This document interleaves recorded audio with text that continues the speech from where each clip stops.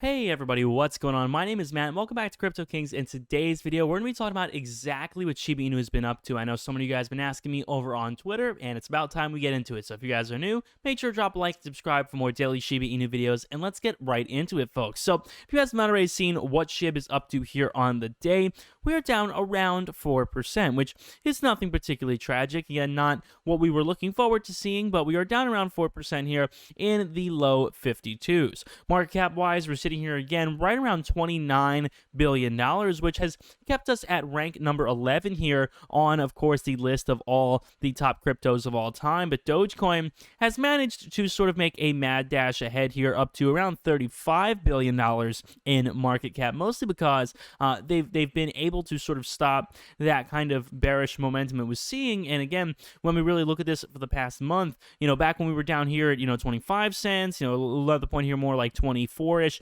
market cap actually will be impacted a little bit, and that'll probably send them a little bit lower. So unfortunately, we are a good deal behind Doge, but that is still a-okay. Volume wise, we are around $2 billion here on the past 24 hours, so down around 6% in volume. Nothing particularly tragic, and actually, again, sometimes this decrease in volume is actually helpful. It actually is helpful in preventing some overly, volatile movements, which could set a dangerous, sort of bearish momentum. So it's definitely nice sometimes to have a bit of a cooled off day and not have excessive volume over the past 24 hours. When we take a look at our graph here, there is a lot to unpack, but before we do, make sure to check out Webull, guys. Top of the link down below in the description. It is so easy to do. If you guys want to get started trading crypto, stocks, all that good stuff, you guys can go over there. And including Shiba Inu, by the way, SHIB is available over on Webull. So top of the link down below in the description. If you guys use my link, you guys will get some free stuff, and I always do appreciate it. So top of the link down below in the description. All right, so when we take a look at our graph here on the day, there is a lot to unpack. But before we do, I like to look sometimes, again, at the 1 month, the kind of big picture thing going on here. And I'm seeing something pretty awesome. When we look at this big picture here, man, what this really does look like is a symmetrical wedge here on the month. And, when we actually draw this out, it can be a little tough to, sort of visualize sometimes. But, I mean, hey, man, that's what we're working with here, man. This really does, on the month, look to be like a symmetrical wedge, which is inherently a bullish movement. Now, drawing these wedges, again, like we've discussed in some previous videos, is difficult to do because a lot of times wedges like this, they'll be a little tough to trace out because they're not exactly filled in the way that they should be. We should have probably more filled in here, a little bit more filled in here. I mean, there are a lot of spots in which a set of wedges like this should be sort of filled in. So we have to do the best job possible in trying to figure out, what we are working with here. Now, the goal, of course, is not to see an ascending wedge. That's what we don't want to see here, because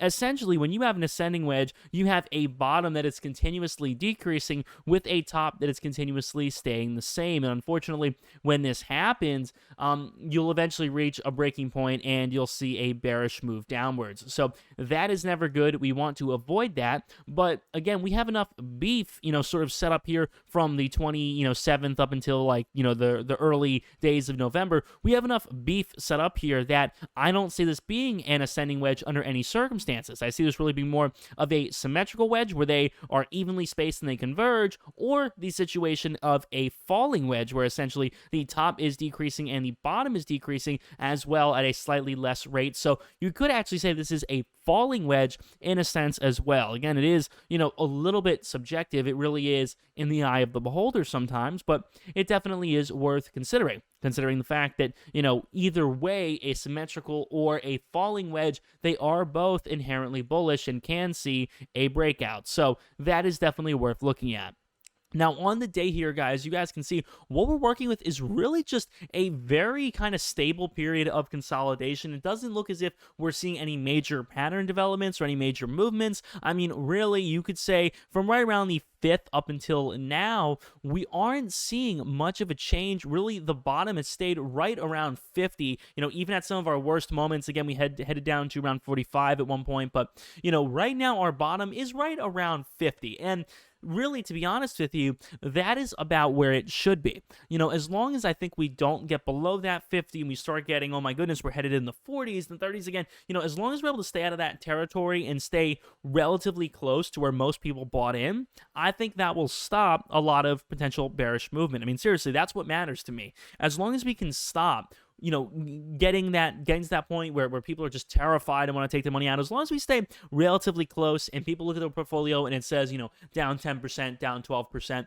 I think things like that are not quite as tragic. And again, once you enter the 40s, in the 30s, I feel like you have like the danger to enter a very bad sell-off territory. So the fact that we've been holding strong here in the 50s for a while here is absolutely excellent. When we check the Fibonacci retracement, you guys can see this is going to tell us, of course, all the lines that we have to work with here. So you guys can see, of course, we have the top and the bottom of the most recent movement. So we have the top here at around 56 and the bottom here right around 52. And really, this isn't showing that much, except for the fact that the 23.6% line, which you guys can see here on screen, this red 23.6% line, which is being, of course, covered by the screen candle, but the red 23.6% line you guys can see is essentially serving as an obstacle in getting above that line of support. So, you guys can see it will approach it, and every time it does approach it, it doesn't really succeed. It'll fall back down. Same thing, approaches it,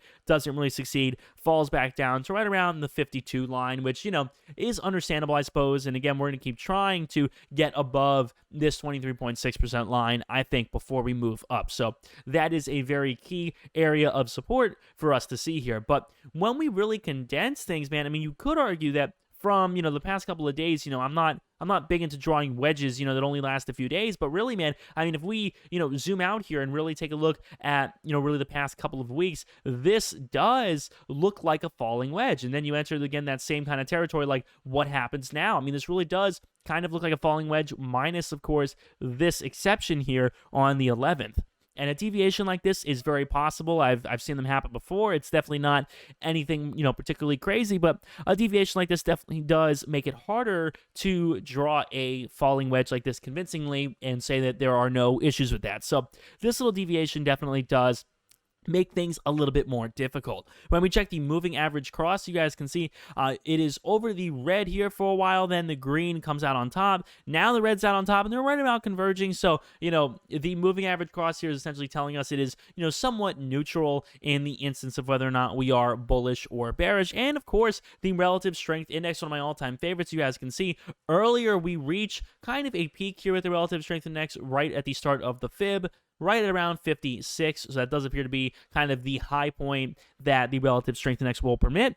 And right now we're trading right around 50, right around the middle, so definitely when the price of SHIB is around 52, 53, it seems as if right now the relative strength index is saying that that is an okay price and that we definitely have the opportunity to work up. We have the headroom to move up here if we want to without experiencing extreme volatility. So with that being said, guys, thank you all so much for watching. Make sure to drop a like and subscribe for more daily SHIB vids. My name is Matt. See you guys on the next one. Peace.